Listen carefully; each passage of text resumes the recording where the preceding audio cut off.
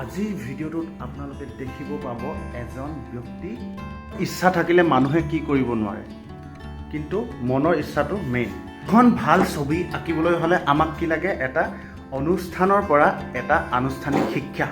কিন্তু আনুষ্ঠানিক শিক্ষা নোলোৱাকৈ কেনেধৰণে এজন মানুহে খুব ধুনীয়াকৈ ছবি আঁকিব পাৰে। গুড মৰ্ণিং এভৰিৱান, আৰু মোৰ এটা নতুন ভিডিঅ'লৈ আপোনালোকক স্বাগতম জনালোঁ। লগৰজনৰ লগত যাবলৈ ওলালোঁ পানীখোৱা গাঁও পঞ্চায়তৰ সভানেত্ৰী বাইদেউৰ ঘৰলৈ, আৰু সভানেত্ৰী বাইদেউৰ ঘৰতে আমি লগ পাম এজন খুব ধুনীয়া ছবি অঁকা ব্যক্তিক।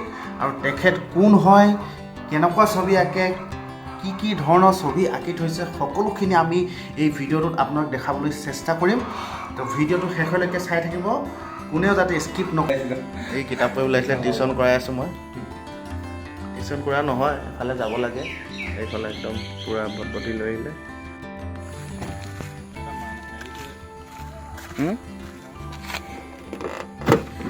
গেটটো খুলি দিয়া।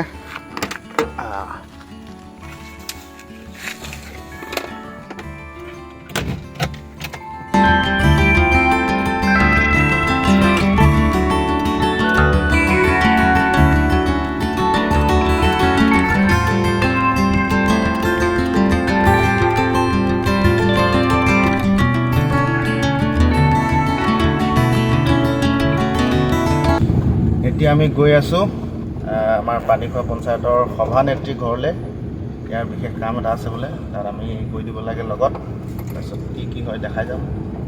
পাই গ'লোহি আমাৰ সভানেত্ৰী বাইদেউৰ ঘৰলৈ। এইফালে চাওক, ই সোমাই গৈ আছে।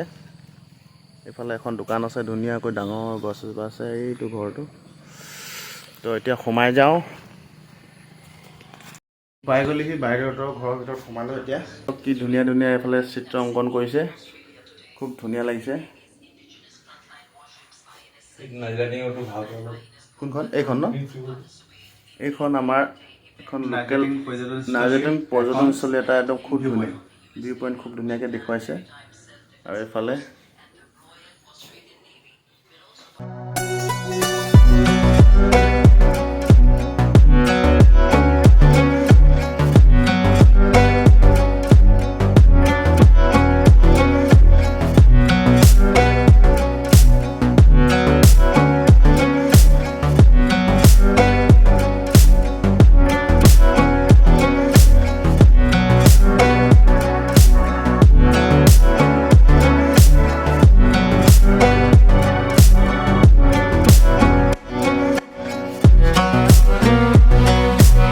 যিজনে এইখিনি ছবি আঁকিছিলে, সেই মানুহজনক মই আপোনালোকৰ আগত ভালকৈ পৰিচয় কৰাই দিম বুলি ভাবিছোঁ। তেখেত হৈছে এইজন মানুহজন ব্যক্তি। আপোনাৰ পৰিচয়টো দি দিয়কচোন। অঁ, খুব ধুনীয়াকৈ এখেতে ছবিবিলাক আঁকিছে। নিশ্চয় ছবিবিলাক আঁকোতে বহুত সময় লাগিছে। সময় লাগে, এইটো কেতিয়াবা এসপ্তাহ, 2 সপ্তাহ, 1 মাহো লাগে। এখন ছবি এনেও টাইম নহয়, দিনত এইবোৰ বনাব নোৱাৰি, টাইম নহয়, ৰাতিয়েহে বনাওঁ। হয় হয় হয়। আৰু এইখিনি ছবি আঁকোতে যথেষ্ট আপোনাৰ কষ্টও হৈছে, ধৰক টকা পইচাও খৰচা হয় ন? টকাও খৰচা হয়, ৰং চং কিনিবৰ কাৰণে। আজিকালি চব ৰঙৰ দাম হৈ গ'ল। আৰু এইখিনিৰ কাৰণে আপুনি কিবা ধৰক আঁকিবলৈ কিবা আনুষ্ঠানিক শিক্ষা লৈছিলে নি? মই তেনেকৈ একো শিক্ষা লোৱা নাই, মোৰ নিজৰ আইডিয়াতে এইবোৰ বনাওঁ। পঢ়ি থকা অৱস্থাৰ পৰাই মই মানে ছবি অঁকাত অলপ ভাল আছিলোঁ। হয় হয়। স্কুলৰ পৰীক্ষা স্কুলতো মানে ছবি আঁকিলে মোৰ হাইটে থাকে। অঁ, তো আপোনালোকে মন কৰিলে, অকল বোলে ক'ৰবাত আনুষ্ঠানিক শিক্ষা ল'লেই বোলে কিবা এটা বিভাগত আমি একদম সাংঘাতিকভাৱে উত্তীৰ্ণ লাভ কৰিম, তেনে কথাও নহয়। মানুহৰ এটা মানে অন্তৰৰ ফালৰ পৰা এটা মানে হেৰি লাগিব, মনোবল। তো আমাৰ এই এখেতে প্ৰমাণ সেইটো। তাৰপিছত এইফালে অকণমান এইফালে দেখাওকচোন এই ছবিখনৰ কথা। এই ছবিখন এতিয়া খুব ধুনীয়া লাগিছে, মোৰ মানে বুজি পোৱা নাই। এতিয়া মানুহৰ এটা ৰূপ এটাও দেখিছোঁ। ছবিটো মানুহৰ যি লাইফ, প্ৰকৃতিৰ লগত মানুহৰ যিটো মানে সম্পৰ্ক, সেইটো ইয়াত প্ৰকাশ পাইছে। মানে গছ এখন চাবলৈ গ'লে, গছৰ ঠাল ঠেঙুলিবোৰ চালে মানুহৰ নানা ধৰণৰ জীৱ জন্তু, চৰাই চিৰিকটি বা মানুহৰ এই আকাৰ দেখি পোৱা যায়, তাৰ ঠাল ঠেঙুলিবিলাক। সেইটোৱে এটা হেৰি কল্পনা কৰি মই এইটো মানুহৰ নিচিনা 3টা আকাৰ দি কিনে বনাইছোঁ। খুব ধুনীয়া লাগিছে এখন, মানে একদম ভাবিব নোৱাৰা কিছুমান কথা আমি ছবিও প্ৰকাশ কৰিব পাৰোঁ, সেইবিলাক এই তেওঁ উদাহৰণ দাঙি ধৰিছে। আৰু এখন আছে এফালে, মই আপোনালোকক দেখুৱাম। আৰু আৰু এইখন দেখিছেনে আমাৰ ভাৰত মাতাৰ ছবি, কিন্তু ছবিখনৰ এটা বেলেগ মানে হেৰি হৈ আছে কি ইয়াত শিকলিয়ে বান্ধ খাই আছে। তো ইয়াৰ অৰ্থটো কি মই তেখেতক বুজাই দিবলৈ মই ক'ম।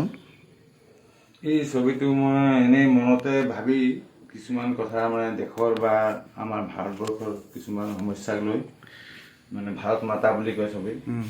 ভাৰত মাতানো কি বস্তু, অকল ভাৰত মাতা বুলি মাতিলেই মনত নহ'ব যে ভাৰত মাতা কি বস্তু, তাক মানে তেনেকৈ মানে মানে চুবুৰীয়া ৰাজ্যবিলাক যেনে দেশবিলাক যেনেকৈ ভাৰতক আমাৰ ৰুটি পাতি খাব বা কাঢ়ি ল'ব বিচাৰিছে, সেইটোৱে মনত প্ৰকাশ দেখুৱাই মই মানে ভাৰত মাতাক মানে দুইফালে দুটা শিকলিৰে বান্ধি মানে একফালে পাকিস্তান বা আনফালে হেৰি বাংলাদেশ এনেকুৱা মানে টানা জোৰা কৰাৰ নিচিনা প্ৰকাশ কৰিব বিচাৰিছোঁ। এইটো মোৰ ছবিটো অঁকা মোৰ এতিয়া 15 বছৰ মানেই হ'ল। এইখন অঁকা 15 বছৰ হৈ গ'ল। বাপৰে। আৰু লেটেষ্ট কোনখন আঁকিলে আপুনি একদম নতুন বুলি ক'বলৈ? নতুন বুলি ক'বলৈ গ'লে এইখন ছবি একদম মানে লেটেষ্ট আঁকিছে আৰু খুব ধুনীয়াকৈ চৰাই চিৰিকটি গছত বহি আছে। পঢ়ি থকা সময়ত একদম আমি মানে যেতিয়া নতুন বছৰ আহে, ইংৰাজী নতুন বৰ্ষ আহে, এটা আমি ইজনে সিজনক ধৰক অভিনন্দন জনাওঁ, কিছুমানে গ্ৰিটিংছ কাৰ্ড দিওঁ। এই গ্ৰিটিংছ কাৰ্ডটো কিন্তু আজিকালি দেখিবলৈ পোৱা নাযায়। তো এওঁ আমাৰ হালৈ দাদাই এইফালে খুব ধুনীয়াকৈ চাওক গ্ৰিটিংছ কাৰ্ডো ডিজাইন কৰিছে। 2023 বৰ্ষৰ এইখন লৈ বোলে তেওঁ একদম অট'খনৰ আগফালে লগাই ল'লে আৰু গোটেই অঞ্চল ঘূৰিলে বোলে, একদম সকলোকে অভিনন্দন জনাইছে। 2023 বৰ্ষৰ ইংৰাজী নৱবৰ্ষৰ শুভেচ্ছা জনাইছিলে এই কাৰ্ডখনৰ জৰিয়তে।